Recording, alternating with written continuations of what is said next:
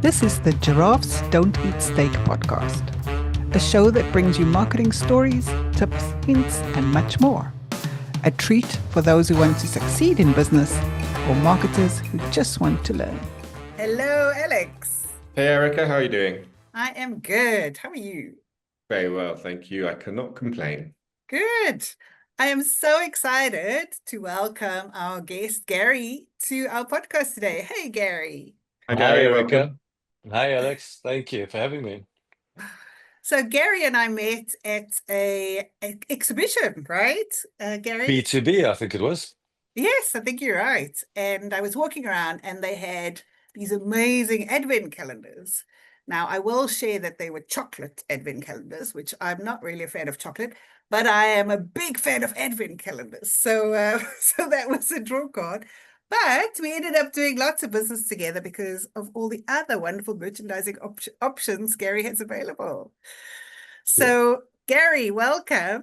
And tell us about your business. How long have you been in business? GB Merchandise has been going for coming up to 10 years now. But I've been in the industry for 27 years now. Got into it completely by accident, and I've sort of worked on both sides of the fences. I've been a buyer, I've been a supplier, I've been a distributor. So I think I've got a fairly sort of well-rounded view of the industry and understand the pain points from every side of this, which I think comes in really useful. Mhm. Who are the majority of your buyers out of interest? Are they marketers? Are they um, event runners? What's We, your I mean, we deal with everyone from, your local one-man band accountant up the road all the way through to Coca-Cola. But it's the majority of our clients and our favorite clients, our speciality really. And I sort of built the business designed for PR and marketing companies. That's who we like working for. That's where my experience comes from. When I set up GB Merchandise, we had a very specific focus and very specific niche in mind. Was I wanted the distribution company that I always wanted to work with when I was on the other side of the fence and couldn't find. And I think PR and marketing companies have a very specific pain point, and that I don't see in other industries. And it's a real, I thought there was a gap in the market for a distributor that really understood that and created an offering specifically for them. And so when we started off, my original aim was to sort of have a very small company, 10 to 15 clients only, and and just give them the service that I always wanted. And over the years, we've grown a little bit, or quite a bit, and we've spread out, and now we sort of supply everyone. But our favorite clients are still the PR and marketing companies. Mhm. Ah, Gary, you talk my language. I knew there was a Yeah. reason we get on so well. You say Yeah. pain point, you say niching, you say target clients, you say all the words I love. So that's why we get on so well. We do. And we're South African. True, true, true. But I have to say I'm very upset I wasn't involved in the meeting over an advent calendar because last year I didn't get one, You and I didn't was get one? no, I did not. Do they not do Advent advent calendars, calendars in Colombia? They do not do advent calendars in Colombia. It's not a thing. How it's sad. it's very big in, well, the States, obviously, and in Europe. It is growing in the UK, but I mean, it's the same in South Africa. You don't get advent calendars either. It's quite a specific thing that originally was in Germany and sort of spread out. It's a fantastic promotional merchandise item because it's got such a big brand. I've got one handy. Um, this is a small desktop one we did for Domino's many years ago, but they got quite a big branding area. In theory, it should sit on your desk for 24 days, although it Right? probably Yeah. doesn't. Not Brand if it's chocolate. all six sides, and it's the right price point, and they go through a letterbox, which is the other great thing about them. But advent calendars is a very small part of what we do. It's a very seasonal thing. We do them for 2 or 3 weeks a year, and then you just don't do anything else. So yeah, we've got hundreds of thousands of other products. So our speciality really is coming up with very bespoke niche, bespoke items you can't find in any catalog. That's the projects that I like working on. Absolutely. So tell us, what is the most popular product that gets asked for? Should we have a guess? Should we have a guess? Yeah, have a guess. You probably won't be wrong. Erica, what's your guess? My guess is going to be a water bottle. Okay, I'll have to change my guess then. I'm going to go with notebooks. That was my other one. Well, there's five. There's and Five. they're all pretty much up there. It's the classics. And they're the classics for a reason. It's notebooks, pens, water bottles, tote bags, and notebooks. Did I say notebooks? Those are the ones that everyone comes back to every time. And they're classics for a reason. They just work really well. They got, in the case of pens, they're low cost, they're easy to give away. In the case of notebooks, they've got a nice big branding area. Everyone uses them. In the case of water bottles and tote bags, they're very visible. If you're carrying a water bottle in the gym or on the tube, everyone is seeing it. So it's great for brand awareness. So those are the classics. But the market is changing and buyers are changing. And I've seen it move a lot, especially since COVID.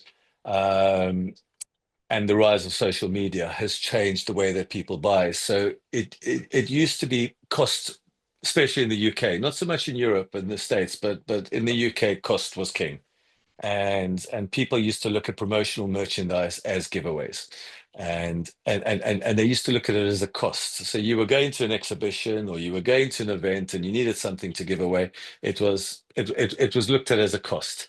And how much can we spend? And that has kind of changed and people understand it a little bit better, and they've started to realize that promotional merchandise, when it's done right, isn't a cost, it's an investment, and it should have a return on investment and it should make you money. And it should be measurable. And I think that's where a lot of people go wrong.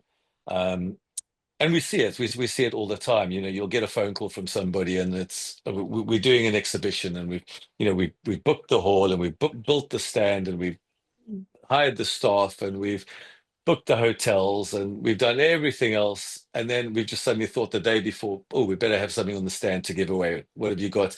And the question is usually, what can I get for £100, or what can I get for £500, as opposed to, what are we actually trying to achieve? And as we like to think of ourselves more as a marketing company that just happens to specialize in promotional merchandise, as opposed to a promotional merchandise supplier. So for us, it's not a case of, what can we get for our money? It's what are you trying to achieve? We ask the questions that we think everyone should be asking, which is, what are you trying to achieve? Because it's different for everybody. Somebody just wants to get people to come to their stand so that they can capture and leave their card. And, we've got a lot of clients like that. An exhibition is a good example of this. Some people just want to build their database. So they don't care about quality, they don't care about who it is, they don't need to spend any time with the people, they just want your business card. So they're quite happy to say, well, let's buy 5,000 cheap items for 50p each and just give one to everybody in exchange for the card, and that ticks their boxes. And there's nothing wrong with that if that's what you're trying to achieve. Some people only want to meet 10 people the whole exhibition, but they want to meet the 10 right people, and they want 5 minutes to talk to that person so that they can explain to them why they're different, explain to them what makes their company stand out from the rest. And they don't care about numbers. They don't want people coming for freebies. They just want a reason to get the right person to come to the desk and be there for 5 minutes. In that case, I'd say to them, get a coffee machine. You'll do a lot better with an espresso machine on your desk than you will with any promotional merchandise I can supply, because while he's waiting for the coffee to be made, you've got a captive audience.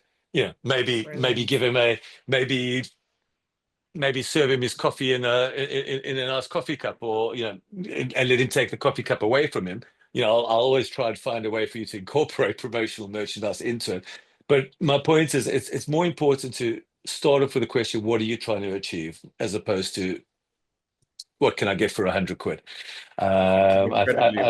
Incredibly important question. I mean, yeah. I've experienced many times working with a board member or an owner and there's been a new platform that's come out or something like that, or a new social media, and it's all the rage. And the question is, why are we not on there? Let's go on there. We need to be on there now. And the question I always say is, but Why? what are we, why? What are we trying to achieve? Are these the people who are going on here? Are they part of our audience? Are they going to be attracted to our offer? You know, what we try and achieve? And it's exactly the same thing. You have to ask the same questions. Like when you say people could come in the last 5 minutes saying, oh, damn, like we need to have stuff here, just Hmm. stuff, because we need things, right? Just There's because everyone else does, we have yeah, to do it as exactly. It's well. not Yeah. really a purpose. It's just, yeah, it's just following the crowd, but without Hmm. any reason. And I think a lot of the time in marketing, I think the biggest problem is we don't ask enough questions, whether it's promotional merchandise or digital marketing or any other form of marketing. We don't ask enough questions. And we don't ask, I mean, I would ask, my ideal situation is always, Erica knows me, I love to talk on the phone. So I've got a lot of clients that prefer not to speak on the phone. They prefer to do everything by email, and that's fine. We work around them. But when the inquiry comes through, my ideal situation is a 15-minute phone call. Tell me what you're trying to achieve. Before I even suggest anything to you, tell me what you're trying to achieve. Who's going to the show? How many people going? When is it? Where is it?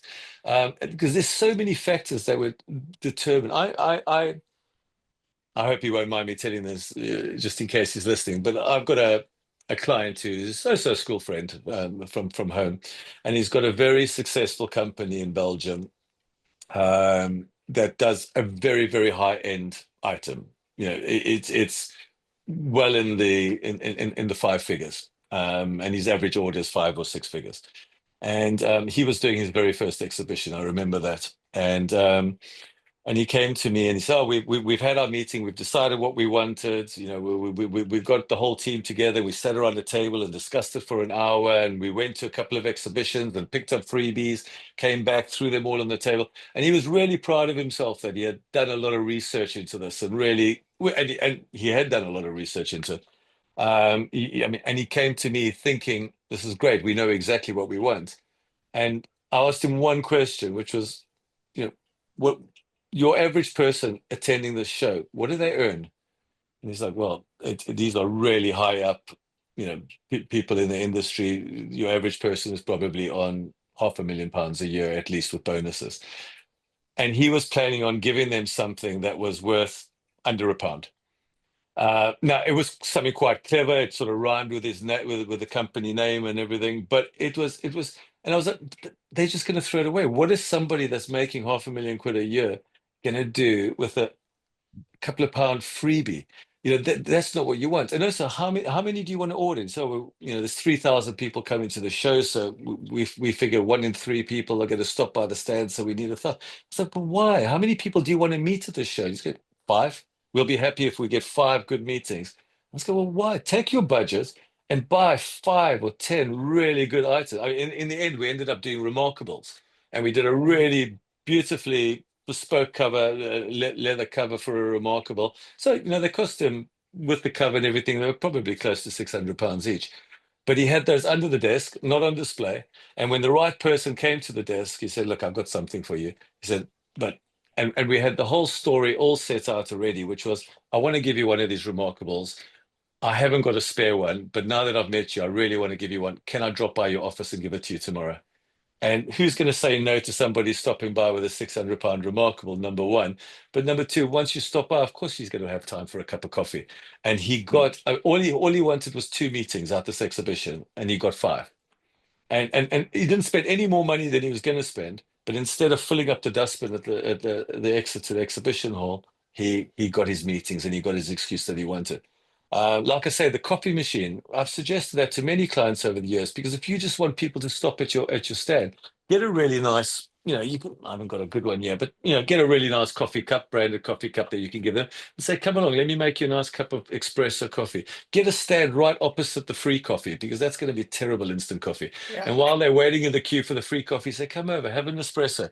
and find a coffee machine that's the slowest one you can possibly find that makes, like a Tesla or something that takes about 4 minutes to make a cup of coffee. Hire somebody to make coffees.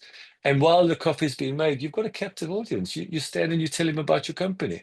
And he's going to take your cup away, and people are going to see him walking around with his cup and go, "Oh, where did you get the nice coffee from?" Oh, have a chat to them. It's ask the questions and have a goal, and have a target. I did a road show the other day, and we went in there with a very clear target. We wanted 40 names. That's all we wanted. 40 good names. And people were coming to the stand that we could tell right away they were just coming for the freebies, or they were coming just to see what was going on. You can tell quite quickly if somebody's who Yeah. you wanted to. And those are the ones take a freebie, take a pen, take a this. But when the right ones came along, those were the ones that we gave what did we give? I think we gave them a travel mug. It was, we had some really nice travel mugs like this.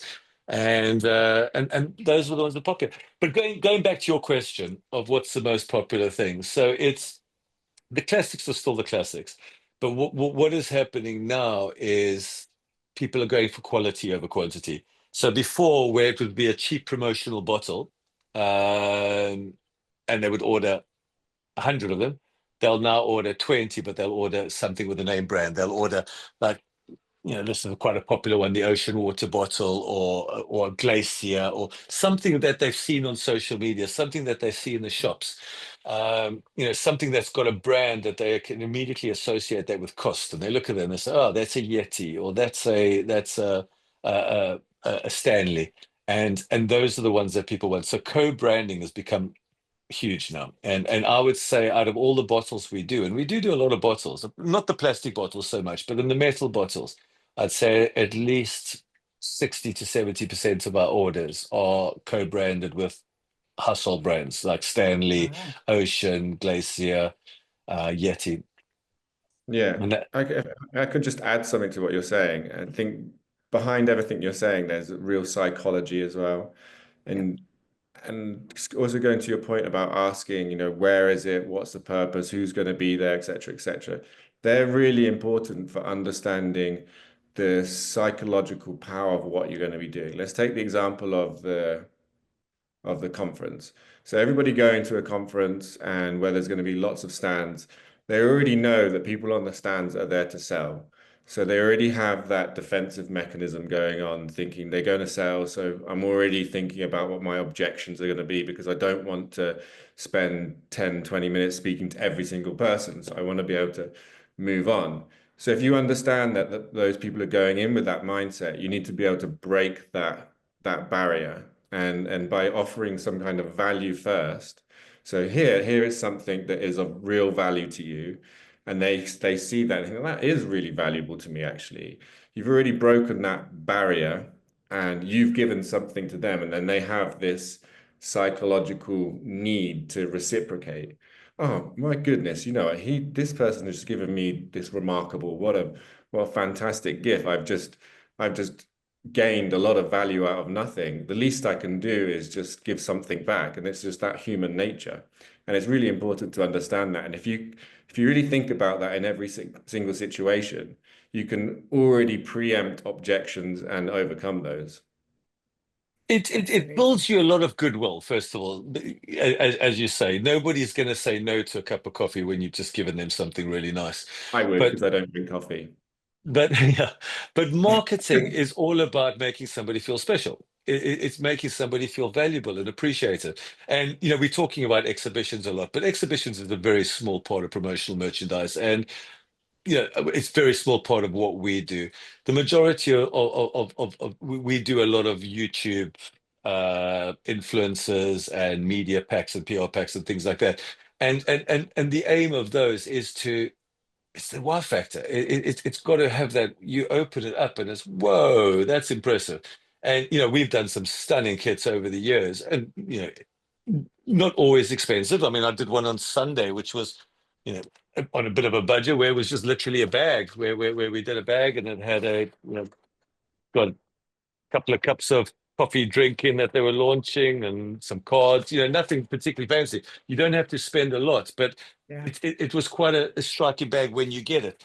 It's something different. You hand that to somebody, they're going to go, "Wow, okay, I can see some work has gone into it. I can see some thought has gone into it." there's nothing less thoughtful than being given a pen. I'm going to disagree with you. No, but it's got to be the right pen. A stress ball is less thoughtful. I'm Yes and not. no. There's a time and place for a stress ball as well.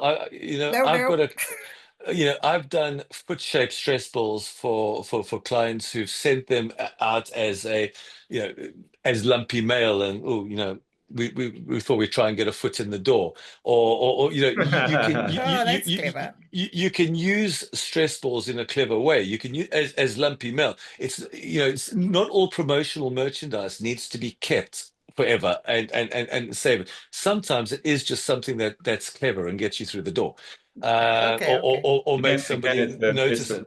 right time, right place, right person.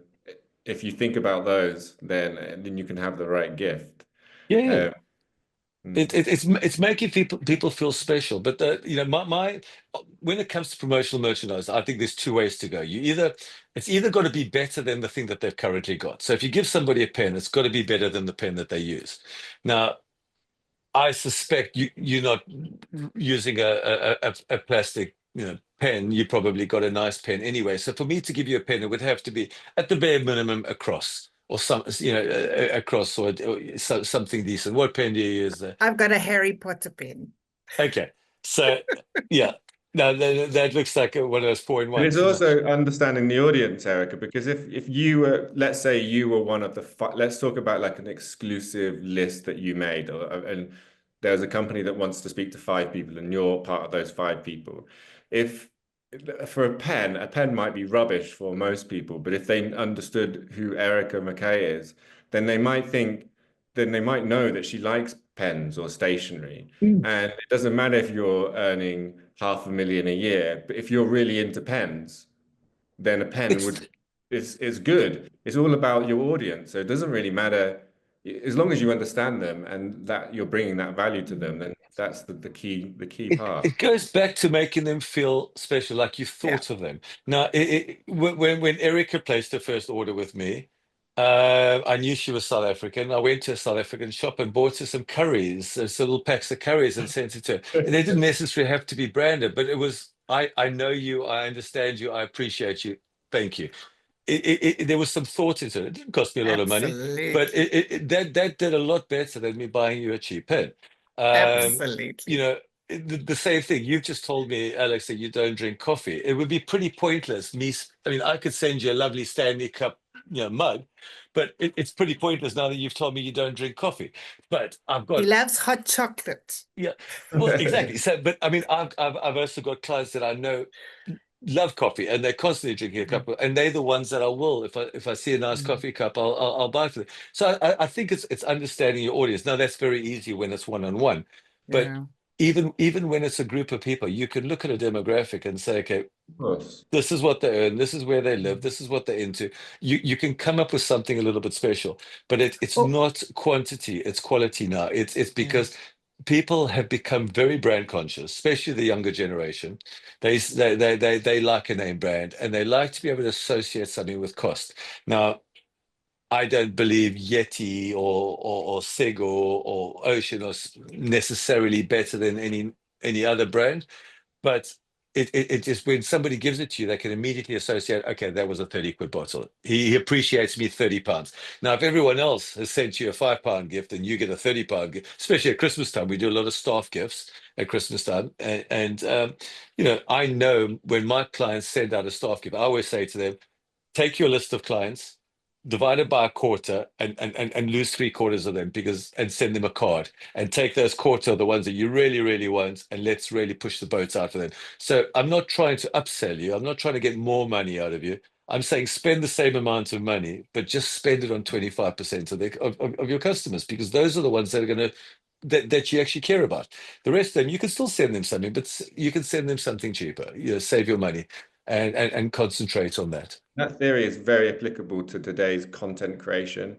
Yeah. You said what you just said now about quality over quantity. There is a misconception, I think, Conception. that nowadays people have shorter attention spans. I don't think that is true. I think it's that people are looking for real quality. And online, there's so much crap. If you're going through your social media feeds and you're just flicking through, it's because your content isn't providing enough value. A lot of people are just putting stuff out because they feel like they have to put 4 posts out every single week without putting any quality in. But if you have real quality, then that will um, your people will read it, even if it's really, really long, but as long as it provides value. So it's more And they'll about, associate your brand with quality rather than quantity, which is yeah, what you want. Once again, it's all about you staying on brand, and you want to be known as the person that puts out quality products or gives out quality gifts or thoughtful gifts. It all reflects on you. People remember these things. And we've always been incredibly generous at GB Merchandise with our client gifts. Like, we send out a lot of gifts to our clients to say thank you or for referrals. And we always push the boat out, probably more than any other company that I know. Because to me, I'm quite happy to spend £50 on somebody who's introduced me to a client who's made me £5,000. And yet I have clients coming to me and say, we want to do a thank you gift for people who've given us referrals. And I go, fantastic. What's your budget? Oh, I don't know, £5. And you go, why? How much money did they bring you? And they go, well, why is that relevant? I go, well, that's the only thing that's relevant. If they bought you an order for £10, fine, spend £5. But if they bought you an order where you made 50,000, you better be buying their MacBooks, because you want to encourage them to give you another client like that. Love it. If you go back to them and you buy them 3 golf balls, and do you think how eager do you think they're going to be to get you another client? So it's looking at it's your return on investment, and if you think all marketing is return on investment, that's all it is. But for some reason, promotional merchandise is sometimes the orphan child, Afterthought. the unloved child at the end of the thing, where every other form of marketing is measurable, and for some reason promotional merchandise isn't classed as measurable because it's something that's given out. But it's very much measurable because we see it Yeah. for ourselves. So when I do a marketing campaign, and we'll send out every couple of months, we'll go through our dream list of people, or even just our list of clients, and we'll send them our latest catalog, or we'll send them a gift, or something along those lines. We can see it over the next 2 or 3 months. We get more inquiries from our regular clients, and it could be a coincidence; they just happen to. But even It's not. we even see it with a mail shot. Yeah, we don't send out a lot of emails, but we sent out an email on Monday, and it was the first sales email we had sent out in a while, and we actually got 3 or 4 inquiries, not for anything that we had actually advertised. It was a back to school thing, but it was. I think it's just a reminder. Oh yeah, Gary, and Exactly. I mean, I was just when the call started, I was just finishing my blog for this week, and it was all about the 95-5 rule, which I'm sure you're both aware of. But it's where 95% of whatever marketing campaign you do or activity you do, 95% of your customers are unlikely to be on the market at that time. So you are really spending all your marketing trying to attract the 5% who might actually be. Now, my philosophy is, and if you think about it from a promotional merchandise point of view, it should be the other way around. You should be ignoring the 5% that's about to buy now and going for the 95% by just building a brand. And if you could have something on their desk and they look at it every day, and every time they look at it, they say, oh, there's GB merchandise. There's GB merchandise. Oh, lovely cup of coffee, GB merchandise. Providing the value before, providing the value to them before they realize they need something. It's like And when they do exactly need it, who being do there they and think doing the of? pebble in the foot, pebble in Yeah, the shoe. I like to think of it as if I had a billboard outside my window, and that billboard was for a window cleaner. And somebody called me and said, Gary, do you know a window cleaner? Well, I've never used him, but I look at his name every day. Long have you spoken to so and so window cleaners?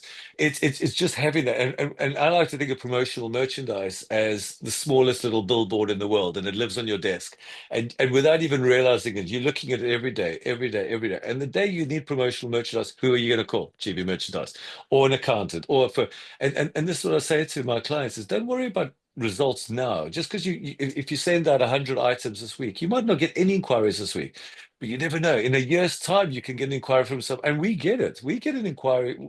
I get inquiries sometimes from people that say, I've had one of your mugs or bottles or mouse mats or whatever on my desk for years, never needed promotional merchandise. Today, my boss came to me and said, we need promotional merchandise. And, oh, whose number did I have? It's and this works both ways. I've got a client who's a 24-hour emergency plumber, and we supplied him. I don't know if I've got one yet. We supplied him years ago. I mean, this is back in 2016, 17. We supplied him with magnets, little van-shaped magnets, and whenever he would fix a boiler, he would put one of these magnets on the boiler, and if they had a fridge, before the days when everyone had built-in fridges, he would put a magnet on the fridge. And every 6 months or so, I get a WhatsApp from him saying, Gary, I just got another client because of the magnets. I just got another client. Because what happens, Erica, we've worked together for a while, and hopefully you like what I do. And you know me pretty well. If somebody said to you, where can I get some promotional merchandise? You would say, oh, speak to Gary from GB Merchandise. But the amount of people that don't remember my name, even though they were very happy with my order, they placed it 2 years ago, they're very happy. But somebody says, or they say, oh, do you know of a good promotional merchandise guy? And they go, yeah, when I get back to the office, I'll send you his details. And of course they forget. Or when they get home, you're never right. But if you can have your billboard where they are there and then, it's like, oh yeah, I've got your number right. Yeah, I remember the years ago we did B2B exhibition in Earl's Court, and there was a new product out that I just found in Germany a couple of months before, and it was an RFID card that looked just like a credit card, and it slipped into your wallet, and it turned your wallet into an RFID card. So it couldn't be skimmed. Yeah. Scammed or whatever they call it. And this was back when that was quite a popular thing, and there was a bit of a scare going on that people were getting their cards scammed. And this was before wallets had them built in. Now all wallets have them built in anyway, RFID safe or whatever they call it. And this was and we had our business cards printed on these. Rather than giving them a business card, we gave them one of these. And it was amazing because it gave you an excuse, because you weren't just giving a business card. You had to explain what it was, because no one knew what these were. So you give them a card and they go, well, this is plastic. This doesn't feel like all the other cards I've been given today. And you go, no, that's an RFID card. You put it in your wallet and it makes all your other cards safe and blah, blah, blah, blah, blah. So now you've got a bit of a communication going. You've had a touch point. You've now met them. They've got something a bit better than the rest.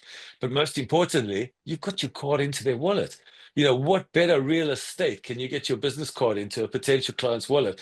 In 6 months' time, when somebody says, do you know good promotional merchandise guys? Go, oh, I just happen to have his card in my wallet. Now, what would you be thinking if somebody's carried somebody's card in their wallet for the last 6 months? You'd be thinking, well, it can't be bad. And it's that sort of thinking that, it wasn't expensive. We would say, these weren't tens of pounds. These were pounds, single pounds. But it was, where do you get better value than something like that? Yet there were people at that show that were giving away a plastic water bottle or something like that probably cost them 3 times the amount. But nobody wants to go home on the tube with a plastic bottle. Nobody wants a plastic bottle when they've got a metal bottle. This is, not everybody likes. So your best case scenario is they give it to the kids and then you might actually see it again. Your worst case scenario is it goes into the bin outside the exhibition hall. Or they leave it on the train. Yeah, they leave it on the train. Which isn't great for your brand either. I was at a conference last October, the Entrepreneur Circle conference, and everybody gets a goodie bag when they go in. And it's quite interesting because you go up and it's massive, and you're all sitting in this hall. And the first thing everyone does is sit down and they start going through their goodie bag. Yeah. And everybody else was staring at their goodie bag. I was staring at everyone else. And I was just watching what people were doing with their bags. And people would sit there with their bags and they'd like, throw away, throw away, throw away, throw away. And there was 1 or 2 items that they would keep and the rest would throw away. And I find, from a marketing point of view and just a curiosity point of view, I find it really interesting to see what people keep and what people throw away. And it's nothing to do with cost. People will keep Post-it notes. Now, personally, because I'm in the industry, I'm sent Post-it notes every week, so it means nothing to me. But It's amazing how many people will take Post-it notes back to the office with it because it's small, they can slip it in their laptop bag, and everyone needs Post-it notes. And it's useful, right? Exactly. Whereas the pen, there was a pen in there. Everyone brings a pen with them to a conference, and it's probably a better pen than there was in the bag, simply because somebody had to give away 1,000 of them, so they were going to be cheap. The same. There was a water bottle in there, but it wasn't a nice water bottle. It was it was a cheap water bottle. You could tell it was cheap, and nobody wants to drink out of a cheap water bottle. So they've either got their own water bottle there. So it was really interesting seeing the stuff that worked and the stuff that didn't work. In the same Alex way, and I did. We had a client a couple of years back in cybersecurity, and it was at a time when cybersecurity was newish, like everyone was petrified. And we did. Do you remember, Alex? We did those camera covers, which wasn't webcam covers. expensive, but we put the client's logo on the front, and it lined up with their business, cybersecurity, and it's always in your face, right? So I think it's all about that combination, as we've been saying, of understanding the client. There was a very specific client market. Yeah, the difference between buying promotional merchandise through an online site and dealing with a distributor this is a great reason why. It's because if you go onto an online site and you type in, you've probably got a search facility where you can say under £1 and express or da da da da da. You can do whatever you like, but it's not going to ask you that question. What's the exhibition about? And make a suggestion like that. It wouldn't have suggested that item. It would have suggested pens. And who doesn't use pens? People that sit on keyboards all day. It would have suggested mouse mats. Who doesn't use mouse mats? People that are on laptops all day, that are hot desking. It's understanding the audience. I think promotional merchandise suppliers are like travel agents. You can go online and you can book a holiday, but a travel agent will say, "Yeah, Gary, nice hotel, not a fantastic area.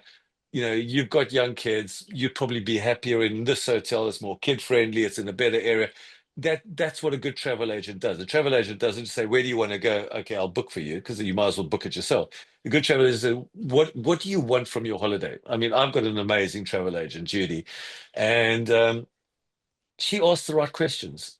She's like, she asked the important question, how much do you want to spend? Which is always a useful bit of information. But it's, what sort of holiday do you want, Gary? Do you want a beach holiday? Do you want a skiing holiday? Do you want a city break? Who's going? How old are your kids? Any special dietary requirements? Any special hobbies you like? What's your thoughts on a 12-hour flight versus a 3-hour flight? Or these really important questions that then mean that when she suggests my holidays, they're the right holidays for me. They're not the right holidays for you or for Alex, but they're the right holidays for me. That I can't get going onto EasyJet, because that all it asks me is, what do I want? And I'll tell them, and it won't tell me if I'm making the wrong decision. Where a good travel agent will say, "Gary, listen, I've seen you. You've got very pale skin. You sure you want to go to, Nevada desert for your holiday? Maybe you should be going somewhere a little bit in the shade." A good travel agent will tell you when you're going wrong, or maybe not a good idea going there, but the volcano's just exploded. But it's whereas the same with the good promotional merchandise supplier will tell you, "You're making a mistake. I'll take your money, but I think you're making a mistake." We see it all the time. I tell you, a classic example is, you've been to a lot of exhibitions. They always give you a tote bag when you're at the exhibition. I've got one hand here. But you always get a tote bag. It's always a cheap tote bag and it's cheap for a reason. Somebody sponsored it. They're not getting any money back for it. They've got to have one for every single person plus extras that are going to. So if there's 5,000 people registered for to go, they have to have 5,000 bags there, even though only 3,000 people are going to show up on the day. So they keep it cheap, they keep it cheerful, and they have to have a lot. And the problem is, it's a terrible tote bag. So I always tell my clients, if you've got to stand anywhere near the entrance, you just get a better bag. and a slightly bigger bag. And as soon as they come to your stand, you say, listen, yeah, let me swap that bag for a nice bag. And it's something that you actually want to take home on the train with you afterwards. And then while you're unpacking their bag and putting that stuff in your bag, you've now got a captive audience for 2 minutes to talk. Oh, yeah. So, you come from far today, you're going back on the train. Oh, what do you do? Oh, seriously? Oh, geez, actually, I've got something that'd be perfect for you. Boom, you've got that person. And it's just by saying, listen, let me give you a better bag than that bag. Because everyone wants something better. And Love the it. and the bag they've been given is a cheap bag, so you have a better bag, and they're going to swap for you, and that goes for almost everything. It's with the exception of lanyards, you'll stick with the lanyard that they're given, but the same. Even if they're giving free coffee away and you've got a really nice coffee cup, when they walk you past, listen, yeah, let me pour that coffee into my coffee cup and you can take this coffee cup home with you. Keep me cups are really big at the moment, very, very trendy, but keep me cups are really popular and people like them. So, Gary, if anyone of our listeners is wanting this excellent service of picking the right merchandise, where can we find you? How do they get hold of you?